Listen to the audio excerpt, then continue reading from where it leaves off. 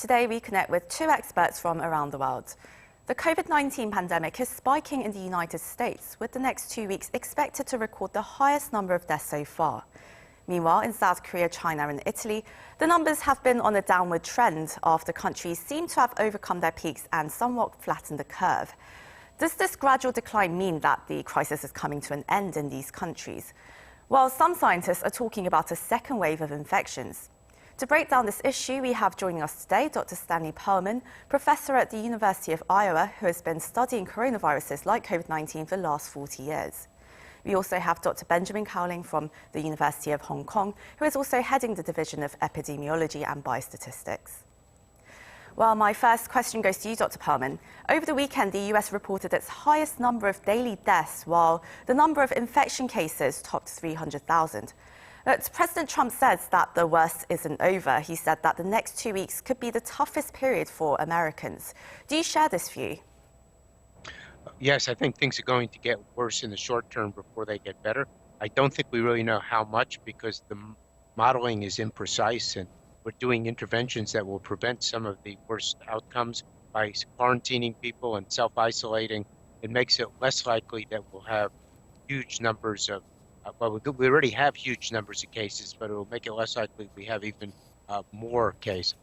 So I think that what President Trump is saying is definitely something we have to pay attention to. But would next week, would the coming 2 weeks really be the peak week, do you think? Or could it actually even get worse? Oh, yeah. Well, I think that it's hard to know.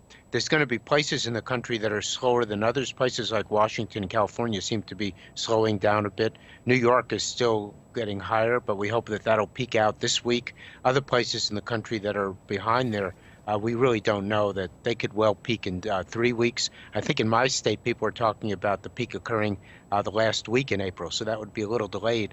But my state has relatively few people, so it will not make a big bump in the total for the U.S. Right, so while the infection cases are growing in the US, in China's Hubei province, where the coronavirus first emerged, COVID-19 cases have dropped to nearly practically zero, according to official figures anyway. And a couple of weeks ago, the authorities there lifted travel restrictions in and out of the province. Well, Dr. Cowling, do you think that this is a sign that it's possible that such protracted restrictions won't be that necessary? I think we need to look very carefully at what's going to happen in Hubei province and elsewhere in China once the restrictions are released. We know that when the restrictions are in place, they can keep numbers down to a very low level. They can bring the numbers down. But when the restrictions are relaxed, that's the opportunity for the virus to come back and then start to spread again. And that could be a second wave. Right, and we're talking about a second wave. And well, in South Korea, China and Hong Kong, where Dr. Cowling is at the moment, the official numbers, at least, they seem to show that authorities have somewhat flattened the curve in COVID-19 infections. But the government and the people are bracing for a second wave. So, Dr. Perlman, how likely is it that there will be a second or even a third wave?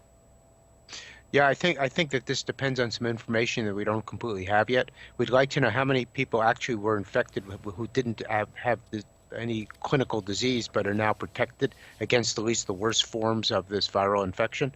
So once we know that, we'll know more about a second wave. Certainly the thinking is that because we decrease the number of infections, and the U.S. hasn't done this very well yet, but we decrease the number at the peak, there's going to be more people who weren't infected, and so could be vulnerable to being infected in a second wave or a third wave. Whether that second wave will occur in whether in the fall or will occur in the spring, I think it's still unknown exactly when that could happen, but it's certainly a concern. And if it does occur, I hope that we'll be better prepared to deal with it without having the huge number of cases and deaths that we've had this time around. So what you're saying is that it's too early to tell whether there will be a second wave because we don't know if we've hit the peak of infections just yet. Well, I have the same question for you, Dr. Cowling. What would the second wave look like, and when do you think it could happen? I think we can pick up the second wave earlier than we picked up the first wave, and that's true in China. That's also true in other parts of the world where there wasn't enough attention at the early stage to cases. I think that the growth in cases is slow at first, but it picks up steadily. This is an exponential increase. So at the beginning, the numbers are small, doubling every week. But then as time goes on, a month later, 2 months later, they're much larger and they're still doubling every week. That's when you get to 10, 20, 50, 100,000, and then into the hundreds of thousands and even millions. So it really picks up a lot of steam when the numbers get larger, and the time to get on top of it is when the numbers are still small. Well, Dr. Perlman, you just mentioned that you hope that potential second or third waves are better addressed by health authorities or government authorities. What kinds of measures do you think are needed to actually prevent a second or third wave from happening? Well, to prevent a second or third wave, I think you probably need a vaccine to really abort the whole process. But I think what's more realistic, since a vaccine will take time, is to be aware that this could occur when patients start becoming ill. You start seeing cases, then you start the containment measures, which worked in some countries. You identify who's infected and who their contacts are, and stop it at that phase as best you can. And then if it gets beyond that, like it did in the US and other countries, then you make sure you have enough ventilators for people who are very sick. You make sure you have enough testing kits. You make sure all the things that, at least in the US, were not done well, are done better. And I think it's true for other countries as well. So we need to be better prepared in terms of the actions we take, and also in terms of the medical facilities and the equipment we have. Well, Dr. Cowling, what do you think should be done to address a possible second wave? Actually, some Japanese scientists have said that there's a third possible route, transmissions route. They're saying that transmissions are happening even during conversations where people are a few meters apart due to microdroplets, which are spreading throughout the room. Well, if these scientists are right, then what do you think should be done? Like, are the social distancing measures that we have currently, are they enough? So that information from the Japanese researchers would be consistent with all the other respiratory viruses that we know about. It is possible for infections to spread, particularly in poorly ventilated rooms, if there's a longer close contact. And we know with COVID-19, it's often been able to spread among people when there's prolonged close contact in poorly ventilated rooms. So it makes a lot of sense that that could be happening for COVID-19. What it means is we don't need to only stay away from other people in the community when we're indoors in confined areas, improve the ventilation, and don't stay around with too many other people in the same room for too long. Well, you actually recently did a study on around 3,000 people on the efficacy of face masks, Dr. Cowling. Do you think then masks really are an essential? Is this the way to go? We just reported a study a few days ago in the journal Nature Medicine where we showed that masks were really effective in capturing virus from people that were infected and showing symptoms. So if those people wore the mask, it really caught a lot of the virus that would have otherwise got out into the environment, including virus that we found in the large respiratory droplets and also virus that we found in the small microparticles that the Japanese researchers were talking about. So I think that's really an important piece of information. And we found that was true for influenza and also for common cold viruses like the seasonal coronavirus that causes the mild common cold. I see. Well, before we go, Dr. Perlman, well, finally, people are really getting tired and very frustrated of this uncertainty of how long this outbreak will last. And also, everyone's questioning how long we need to live in isolation.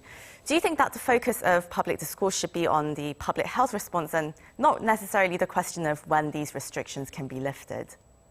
Yes, I think what has to be, because we all fear, and I'm sure it's true, that if we lift these restrictions too early, that we're going to have a much earlier and more severe second wave. So even though it has economic and social consequences, I think we just have to pay attention to the numbers and do what the public health authorities think is best. The notion that we can arbitrarily decide in 2 weeks that will be better or 3 weeks, that's not going to work. We really have to look at the data and go from there. And my final question to you, Dr. Cowling, what should countries here in Asia that have been seeing numbers of cases subside, how should we prepare in the next coming weeks, and what kind of measures should we take? I think what we need to be aware of is that if the restrictions which have brought the numbers down, if those restrictions are lifted, we may expect the numbers to start coming back up again, and there's going to be a fine-tuning by the health authorities to relax the measures when the numbers are low, but maybe tighten them again as the numbers come up again, and then down and up and down and up. And I think that's the way things are going to go for the next few weeks and even the next few months. Right, I see. Well, I'm afraid that's all we have time for today. Thank you, Dr. Stanley Perlman and Dr. Ben Cowling from Iowa and Hong Kong. Thank you. Thank you. This is also where we end the programme today. Thank you for tuning in, and we hope to have you join us at the same time tomorrow for more global insights on issues making headlines. Till then, have a good one wherever you are. Goodbye.